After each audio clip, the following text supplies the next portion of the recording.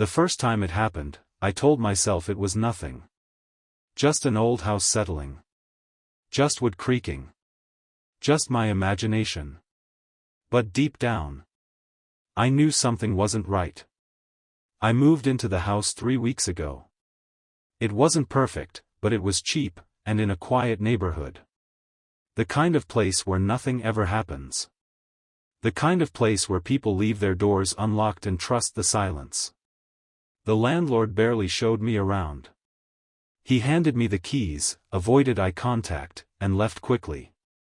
At the time, I didn't think much of it. Now I wish I had. The house had 3 rooms, a small kitchen, and one thing I didn't pay attention to at first, an attic. There was a narrow wooden ladder in the hallway ceiling. You had to pull a string to bring it down. I tried it once during the first day, but it got stuck halfway. I laughed it off. Guess I don't need the attic, I said to myself. That was mistake number 1. Every night, I followed the same routine. Dinner at 8. Shower at 9. Bed by 10:30. Simple. Predictable. Safe. Or at least, it was. The first sound came on a Tuesday night. I had just turned off the lights and pulled the blanket over me when I heard it. A soft thud. It came from above. Not loud. Not aggressive. Just, there. I froze. My eyes stayed locked on the ceiling, my heart beating just a little faster than normal. Old house, I whispered. But then it came again. Thud, scrape. Like something, shifting. Or someone, moving. I sat up in bed. Listened carefully. Nothing. Complete silence. The kind of silence that presses against your ears. After a few minutes, I forced myself to lie back down. Relax, I told myself. You're overthinking. Eventually, I fell asleep. But that night, I dreamed of footsteps above me. Slow. Careful. Watching. The next morning, everything felt normal again. Sunlight came through the window. Birds chirped. The fear from the night before felt distant, almost silly. I even laughed about it while making coffee. But something strange happened. My coffee mug wasn't where I left it. I was sure I had placed it on the right side of the sink. Now it was on the left. Maybe I forgot, I said. That's the thing about fear. It makes you doubt yourself first. That night, I tried to ignore it. Same routine. Same schedule. Same forced sense of calm. But at exactly 10:47 p.m. it happened again. Thud. This time louder. Clearer. Closer. I sat up immediately. My eyes locked onto the ceiling. And then, a slow dragging sound. Like something heavy being pulled across the attic floor. I grabbed my phone. Checked the time again. 10:47 p.m. I don't know why, but something about that moment felt important. Like it wasn't random. Like it was planned. Hello? I called out. My voice sounded small. Weak. There was no answer. Only silence. I got out of bed. Every step toward the hallway felt heavier than the last. The wooden floor creaked beneath my feet. The air felt colder outside my room. And then, I stood directly under the attic door. The string hung there. Still. Waiting. I stared at it for a long time. My hand slowly reached out. Then stopped. No, I whispered. Not tonight. I went back to my room. Locked the door. And turned on the lights. But I didn't sleep. Because for the rest of the night, I heard it. Footsteps. Slow. Careful. Right above me. And just before sunrise, I heard something that made my blood run cold. A whisper. Soft. Almost playful.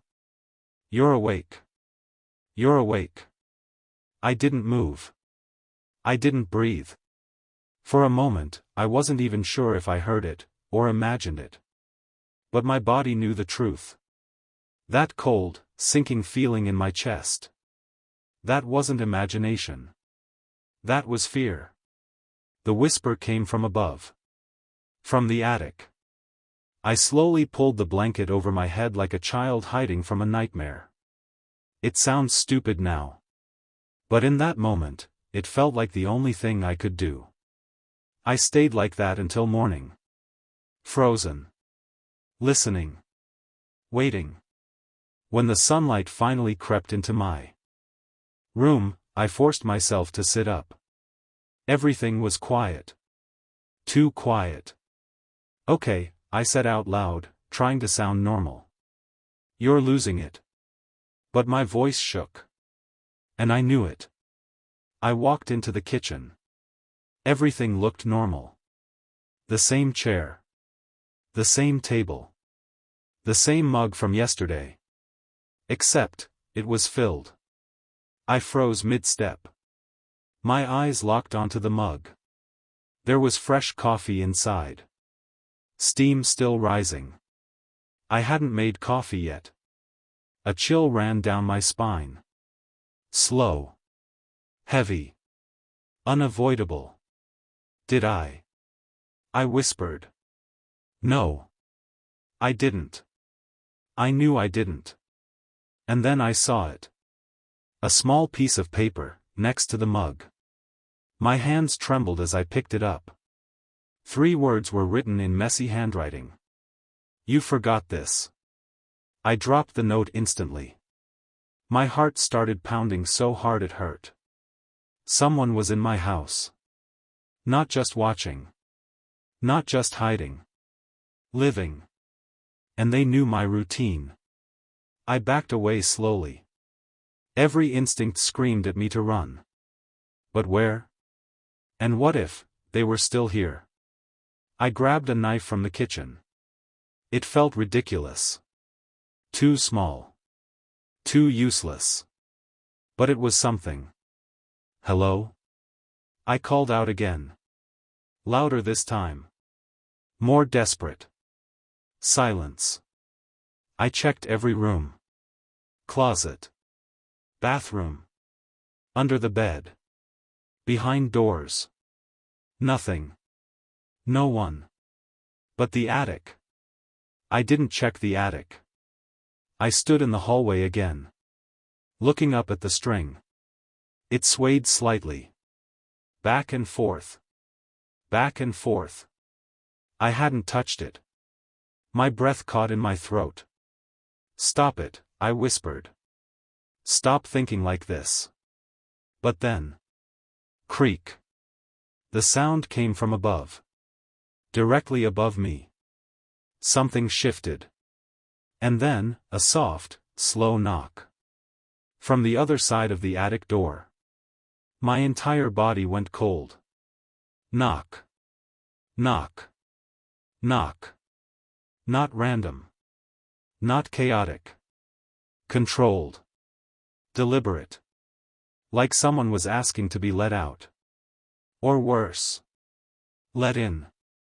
I stumbled backward. Dropping the knife. My hands were shaking too much to hold it. "Go away," I whispered. "I know you're there." Silence. And then. A faint chuckle. Low. Dry. Too close. I ran out of the house. Didn't grab my phone. Didn't lock the door. Didn't look back. I didn't stop running until I reached the street. The sunlight felt wrong. Like it didn't belong anymore. Like the world had changed, and I was the only one who noticed. I spent the entire day outside. At a cafe. Then a park. Anywhere but that house. I told myself I wouldn't go back. I couldn't. But night came. And I had nowhere else to go. So I returned. The house looked the same. Quiet. Still. Harmless. But I knew better now. I stepped inside slowly. Every sound felt louder. Every shadow felt deeper. And then I saw it. The attic ladder was down. Fully extended. Waiting. I felt my stomach drop. Because I knew one thing for sure. I didn't leave it like that. And as I stood there, frozen in place, a voice drifted down from the darkness above. Soft. Smiling. Hungry. You came back. The voice wasn't loud. It didn't need to be. It slid down from the attic like something alive, wrapping around my ears, sinking into my chest. I couldn't move. My feet felt glued to the floor. My eyes locked onto the open attic above me. Dark. Endless. Waiting. My voice cracked. I just came to get my things. Silence. Then. A slow creak. Like weight shifting. You don't need things. My stomach twisted. There was something wrong with the way it spoke. Not just the tone. But the words. Like it had been listening. Learning. Copying. I took a step back. Then another. Careful. Quiet. But the moment my foot touched the hallway floor, bang. The attic ladder slammed against the ceiling. Folding up violently. I screamed. Jumped back. Nearly fell. The house went completely silent again. Too silent. My chest rose and fell rapidly. My mind raced. It didn't want me to leave. That thought hit me like ice water. It didn't want me gone. It wanted me, there. I ran to the front door. Yanked it open. Stepped outside, and froze. My car keys were gone. I always left them on the small table. Near the door. Always. Same place. Same routine. But now, nothing. A slow realization crawled into my mind. It wasn't just watching me. It was preparing. I backed out of the house slowly. Step by step.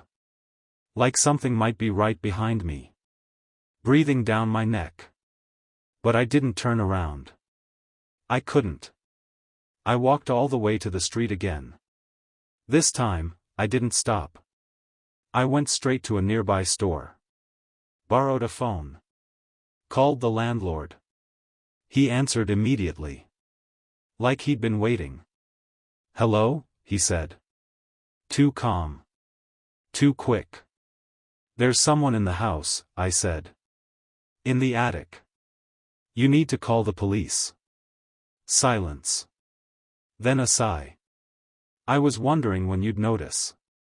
My blood ran cold. What? I whispered. You're not the first, he said. The world around me felt distant. Muted. Unreal. What do you mean, not the first? Another pause. Then, the last tenant lasted 2 weeks, he said. You made it 3. My grip tightened on the phone. Why didn't you tell me? I shouted. Because no one believes it, he replied flatly. And the ones who do, don't stay long enough to matter. A ringing filled my ears. What is it? I asked. And for the first time. The landlord hesitated. I don't know, he said quietly. But it learns. My heart skipped. It watches. It listens. And then, he paused, it tries to replace. A cold wave of dread crashed over me. Replace, who? I asked. Even though I already knew the answer. You. The line went dead.